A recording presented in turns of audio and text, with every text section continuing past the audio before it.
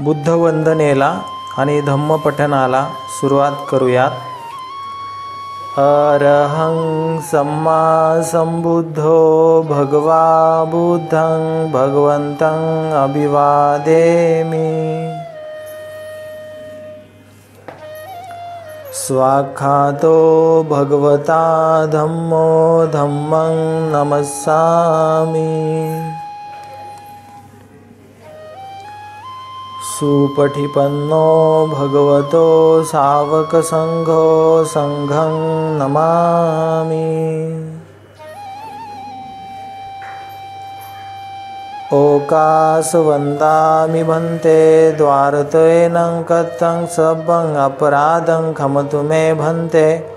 द्वितीयंपि ओकासवन्दामि भन्ते द्वारतयेनं कथं सब्बं अपराधं खमतु मे भन्ते. तथियंपि ओकासवन्दामि भन्ते द्वारतयेनं कथं सब्बं अपराधं खमतु मे भन्ते. ओकास अहं भन्ते त्रिशरणेन सद्धि पंचशीलं धम्मं याचामि. अनुग्रहं कथवा शीलं देत मे भन्ते. द्वितीयंपि ओकास अहं भन्ते त्रिशरणेन सद्धि पंचशीलं धम्मं याचामि. अनुग्रहं कथवा शीलं देत मे भन्ते. तथियंपि ओकास अहं भन्ते त्रिशरणेन सद्धि पंचशीलं धम्मं याचामि. अनुग्रहं कथवा शीलं देत मे भन्ते. नमो तस्स भगवतो अरहतो सम्मा संबुद्धस्स. नमो तस्स भगवतो अरहतो सम्मा संबुद्धस्स. नमो तस्स भगवतो अरहतो सम्मा संबुद्धस्स. बुद्धं शरणं गच्छामि धम्मं शरणं गच्छामि संघं शरणं गच्छामि. द्वितीयंपि बुद्धं शरणं गच्छामि द्वितीयंपि धम्मं शरणं गच्छामि द्वितीयंपि संघं शरणं गच्छामि. तथियंपि बुद्धं शरणं गच्छामि तथियंपि धम्मं शरणं गच्छामि तथियंपि संघं शरणं गच्छामि. पाणातिपाता वेरमणि सिक्खापदं समादियामि. अदिन्नदाना वेरमणि सिक्खापदं समादियामि. कामेषु मिच्छचारा वेरमणि सिक्खापदं समादियामि. मुसावादा वेरमणि सिक्खापदं समादियामि. सुरामेरयमज्जपमादठाना वेरमणि सिक्खापदं समादियामि. साधु साधु साधु. वनगंधं गुणपेथं एथं कुसुमसंतति. पूजयामि मुनिन्दस्य श्रीपादसरोरहे. पूजेमि बुद्धं कुसुमेन नैनं पुह्येन मेथेन लभामि मोक्षं. पुष्पमिलायति यथा हिन्दमे कायो तथा याति विनाशभावं. गन्धसंभारयुतेन दीप्तेन सुगन्धिना पूज्ये च पूजनीयन्तं पूजाभाजनमुत्तमं. घनसारपदितेन दीप्तेन तं दनशिनातिलोकदीपं संबुद्धं पूजयामि तमोनुन्दं. सुगन्धिकाय वदनं अनन्तगुणगन्धिना सुगन्धिना गन्धेन पूजयामि तथागतं. बुद्धं धम्मं च संघं सुगततनभवा धातुवधातुगभ्ये. लंकाय जम्बुदीपेति दशपुरवरे नागलोके च धूपे. सभ्यबुद्धः सबिम्बे सखलदशदिशे केशलोमादिधातुवन्दे. सभ्येऽपि बुद्धं दशबलतनुजं बोधिचेत्यं नमामि. वन्दामि चेत्यं सब्बठानेषु प्रतिष्ठितं. शारीरिकधातु महाबुद्धि बुद्धरूपं सकलं सदा. एष मूल्ये निशिन्नो वसभारी विजयखापत्थु सबयुतं सत्ता वन्दे तं बोधिपादपं. इमे हेते महाबोधि लोकनाथेन पूजिता. अहं पिते नमस्सामि बोधिराजा नमस्तुते. बोधिराजा नमस्तुते. बोधिराजा नमस्तुते. इतिपिसो भगवार्हं सम्मा संबुद्धो विद्याचरण संपन्नो सुगतो लोकविदु अनुत्तरो. पुरुषधम्म सारथि सत्था देव मनुष्यानं बुद्धो भगवाति. बुद्धं जीवितपर्यन्तं शरणं गच्छामि हेच बुद्धातीताच हेच बुद्धानागता पचुपन्नाच हे बुद्धा वंदामि सब्बधा नत्थि मे शरणं आयं बुद्धो मे शरणं वरं एतेन सच्चवज्जन होतु मे जय मंगलं उत्तमंगेन वन्देऽहं पादपशुवरुत्तमं बुद्धेयो खलितो दोषो बुद्धो खमतु तं मम एंकिंचिरथनं लोके विज्यति विविधापथु रथनं बुद्ध समानथि तस्मा स्वत्ति भवन्तु मे यो सन्निशिन्नो वरबोधि मूले मारन् ससैना महन्ति विजत्वा सम्बोधिमागच्छि अनन्तयानो लोकोत्तमोतं पनमामि बुद्धं स्वाख्यातो भगवता धम्मो सन्दिष्टिको अकालिको यहि पशिको अपनायको पच्यतं वेदितभो वियुहिति धम्मं जीवितपर्यन्तं शरणं गच्छामि एच धम्मा अतीताच एच धम्मा अनागता पचुपन्नाच ये धम्मा वन्दामि सब्बधा नत्थि मे शरणं आयं धम्मो मे शरणं वरं एतेन सच्चवज्जन होतु मे जय मंगलं उत्तमंगेन वन्देऽहं धम्मं संक्तिविदोतमं धम्मेयो खलितो दोषो धम्मो खमतु तं मम एंकिंचिरथनं लोके विज्यति विविधापथु रथनं धम्म समानथि तस्मा स्वत्ति भवन्तु मे अस्थांगिको अर्योपथो जनानं मोक्षापवेशा उजुकुवमग्गो धम्मायं सन्ति करो पनीथो नियानिको तं पनमामि धम्मं सुपटिपन्नो भगवतो सावक संघो उजुपटिपन्नो भगवतो सावक संघो न्यायपटिपन्नो भगवतो सावक संघो सामीचिपटिपन्नो भगवतो सावक संघो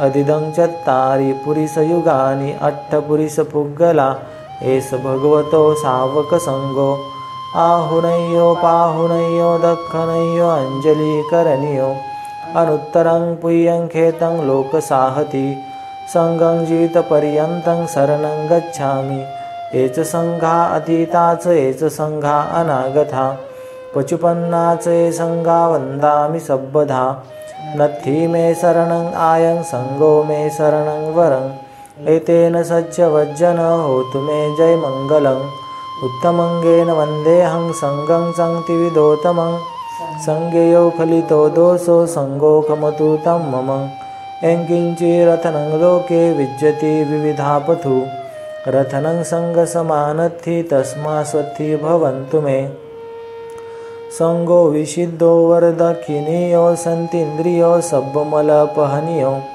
गुणे हिणेखि समेधिपथो अनासो तं पनमामि संगं इमाय धम्मानुधम्मपटिपथ्या बुद्धं पूजयामि इमाय धम्मानुधम्मपटिपथ्या धम्मं पूजयामि इमाय धम्मानुधम्मपटिपथ्या संघं पूजयामि अद्धायिमाय पटिपथ्या जातिजरा मरणं महापरिमुञ्च स्वामी इमेन पुय्यं कमे नमामे बाले समागमो सतं समागमो होतु यावनिब्बानपथ्या देव वसन्तु कालेन सस्यसम्पत्ति हेतु स फीतो भवतु लोक स राजा भवतु धम्मिको सकलविजं विदुर्यानं देवरूपं सुजीव निमलचक्षु गम्भीरगोसं गौरवर्णं सुखाय अभयचित्तं निभयकामं सुरतधम्मं सुपेम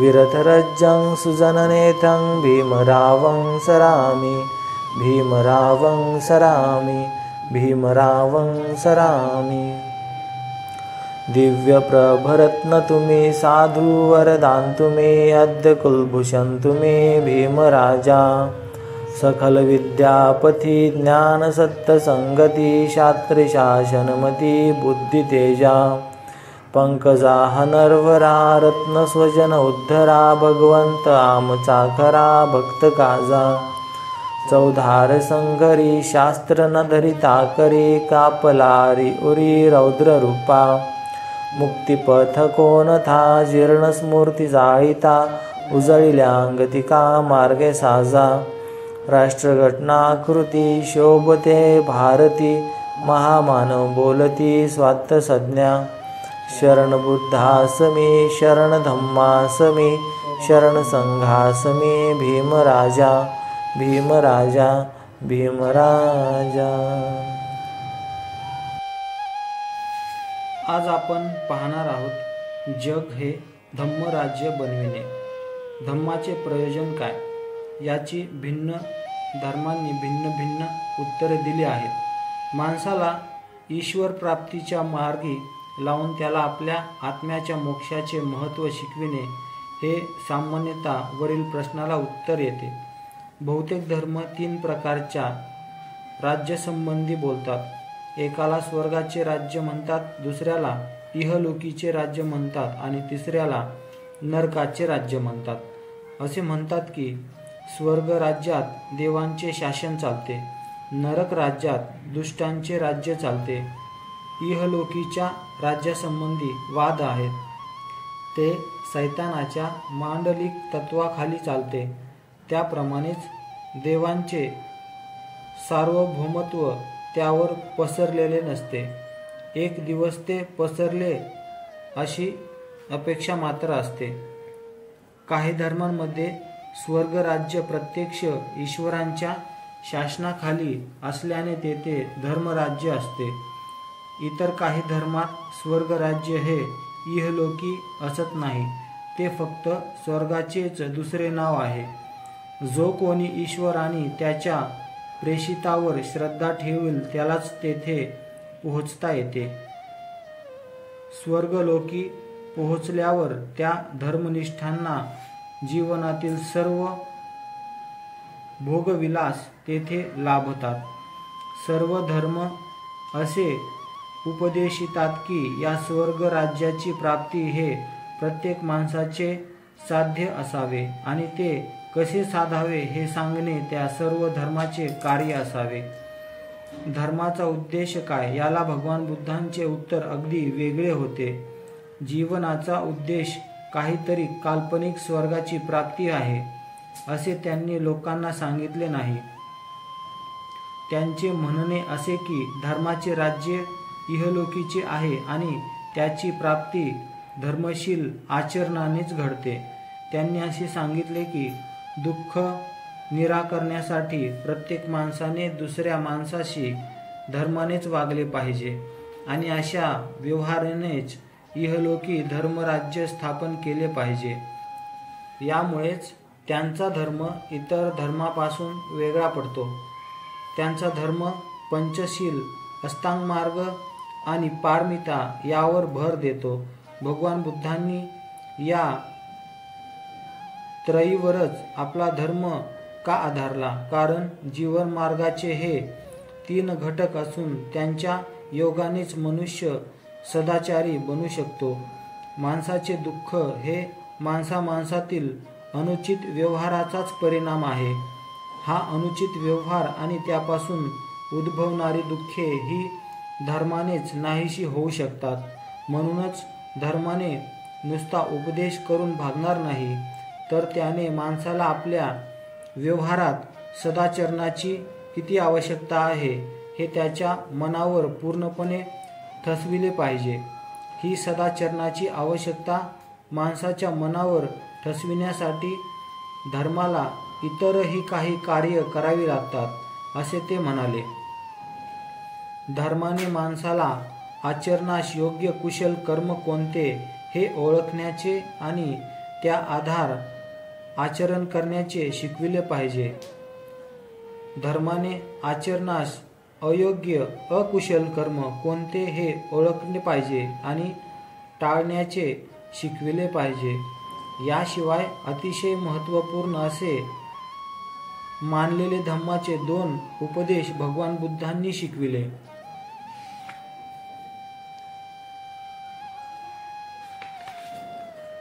धर्माचा पहिला उद्देश म्हणजे माणसाला प्रार्थना, धार्मिक विधी, यज्ञयाजन शिकविण्याऐवजी त्यांचा नैसर्गिक प्रवृत्तीला वळण लावणे म्हणजे सुसंस्कृत करणे।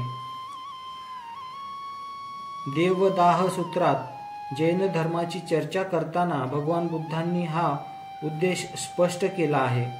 जैन धर्माचा संस्थापक असे मानित असे की सर्व वैयक्तिक सुखकर अथवा दुःखकर अनुभव हे गतजन्मी केलेल्या कर्माचे फळ आहे असे मानल्यामुळे गतजन्मीच्या दुष्कर्माचे विवेचन केले असता आणि नवी दुष्कर्मे न केल्यास भविष्य काळात योगाचे काहीच राहत नाही. भविष्य काळात योगायला लावणारे दुष्कर्माचे परिणाम उरले नाहीत की दुष्कर्मे क्षय पावते आणि दुष्कर्म क्षय पावले की दुःखाचा क्षय होतो आणि सर्व दुःखाचेच मुळापासून उच्चाटन होते. असा जैन धर्माचा दृष्टिकोन आहे. यावर भगवान बुद्धांनी असा प्रश्न केला, तुम्हाला असे सांगता येईल काय की या इथे आता दुष्ट वृत्तीचा उच्छेद केला की त्या क्षणी तिथे सत्प्रवृत्तीची स्थापना होते? याचं उत्तर नाही असेच आहे. तेव्हा भगवान बुद्धांनी विचारले, जोपर्यंत तुम्ही दुष्टवृत्तीचा त्याग करून सदप्रवृत्तीचा अंगीकार करण्याचे मनास शिक्षण दिले नाही तोपर्यंत गत दुष्कर्माचे विरेचन आणि नव्या दुष्कर्माचा प्रारंभ न करणे या क्रियांना काय अर्थ आहे? भगवान बुद्धांच्या मते हा त्या धर्मातील एक गंभीर दोष होता. सदप्रवृत्तीचा हीच चिरस्थानी चांगुलपणाचे अधिष्ठान आणि हमी आहे. म्हणूनच भगवान बुद्धांनी चित्ताच्या साधनेला म्हणजेच माणसाच्या वृत्तीला सुसंस्काराने वळण लावण्याला अगदी पहिले स्थान दिले आहे. धर्माचा जो दुसरा उद्देश भगवान बुद्ध अत्यंतिक महत्त्वाचा मानतात तो म्हणजे एखादे तत्व उचित म्हणून समजल्यावर जरी कोणी साथी नसला तरी धैर्याने तत्वाच्या मार्गापासून विचलित न होणे. सल्लेख सुत्तामध्ये भगवान बुद्धांनी या मुद्द्यावर भर दिला आहे. तेथे ते म्हणाले, जरी दुसरे लोक हानिकारक वर्तन करीत असले तरी मी काही हानिकारक कृत्य करणार नाही. अशा निश्चयाने तुम्ही आपले मन निर्मल बनविले पाहिजे. जरी दुसरे लोक हत्या करीत असले तरी तुम्ही हत्या करणार नाही. जरी दुसरे लोक चोरी करीत असले तरी तुम्ही चोरी करता कामा नये. दुसऱ्या लोकांचे जीवन श्रेष्ठ नसले तरी तुमचे जीवन श्रेष्ठच असले पाहिजे. दुसरे लोक खोटे बोलत असले, निंदा करीत असले, जोर जोराने निषेध करीत असले, बडबड करीत असले तरी तुम्ही तसे करता कामा नये. जरी दुसरे लोक लोभी असले तरी तुम्ही लोभी असता कामा नये. जरी दुसरे लोक द्वेष करीत असले तरी तुम्ही द्वेष करता कामा नये. जरी दुसरे लोक मिथ्या दृष्टीचे, मिथ्या संकल्पाचे, मिथ्या वाणीचे, मिथ्या क्रियेचे, मिथ्या समाधीचे असले तरी मी मात्र सम्यक दृष्टी, सम्यक संकल्प, सम्यक वाणी, सम्यक कर्म, सम्यक आजीविका, सम्यक व्यायाम, सम्यक स्मृती आणि सम्यक समाधी या अष्टांग मार्गापासून विचलित होणार नाही. जरी दुसरे सत्य आणि निर्वाण याबाबत चुकत असले तरी तुम्ही सत्य आणि निर्वाण यांच्या मार्गापासून विचलित होता कामा नये. जरी दुसरे लोक आळस आणि तंद्री यांच्या अधीन असले तरी तुम्ही मात्र या दोषांपासून विमुक्त असले पाहिजे. जरी दुसरे लोक गर्विष्ठ असले तरी तुम्ही मात्र विनम्र असले पाहिजे. जरी दुसरे लोक शंकाकुल असले तरी तुम्ही मात्र निशंक असले पाहिजे. जरी दुसरे लोक क्रोध, द्वेष, मत्सर, कृपणता, लोभ, ढोंग, कपट, निर्बुद्धपणा, उद्धटपणा, आगाऊपणा, दुष्ट संगत, आळशीपणा, अश्रद्धा, निर्जलपणा, असत्य, विवेकाचा अभाव, अडाणीपणा, निष्क्रियता, गोंधळ, शहाणपणाचा अभाव इत्यादी दोषांनी युक्त असले तरी तुम्ही मात्र या दोषांच्या विरोधी असलेले गुण अंगी बनविले पाहिजे. दुसरे लोक जरी लौकिक वस्तूंना चिकटून असले, त्यावरील आपली पकड सैल होऊन देत नसले, तरी तुम्ही मात्र अशा वस्तूंना न चिकटता त्यागशील राहिले पाहिजे. मी असे म्हणतो की चेतनाशक्ती विकसित झाल्याने वाणी आणि कर्मच समग्र विज्ञान जाणीव सुद्धा प्रभावित होते. म्हणून हे चुंद माणसाने करावयाचे संकल्प मी जे वर तपशिलाने सांगितले आहे ते करावयास लावणाऱ्या चेतनाशक्तीचा विकास केला पाहिजे. भगवान बुद्धांच्या मतानुसार धम्माचा उद्देश हा असा आहे. बुद्ध वंदनेला आणि धम्म पठनाला समाप्त करूयात.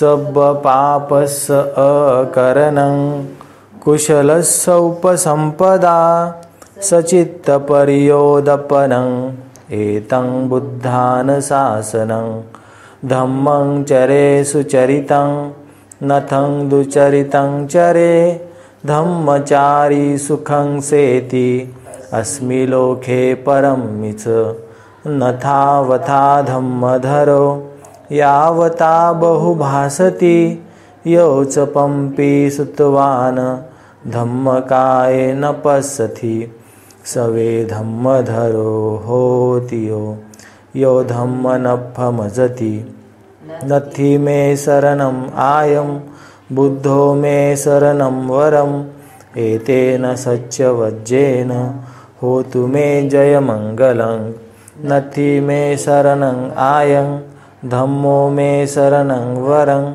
एतेन सच्चवज्जेन होतु मे जयमंगलं नथि मे शरणं आयं संघो मे शरणं वरं एतेन सच्चवज्जेन होतु मे जयमंगलं. नमो बुद्धाय, नमो धम्माय, नमो संघाय, नमो भीमाय. साधु साधु साधु बुद्धं नमामि, धम्मं नमामि, संघं नमामि.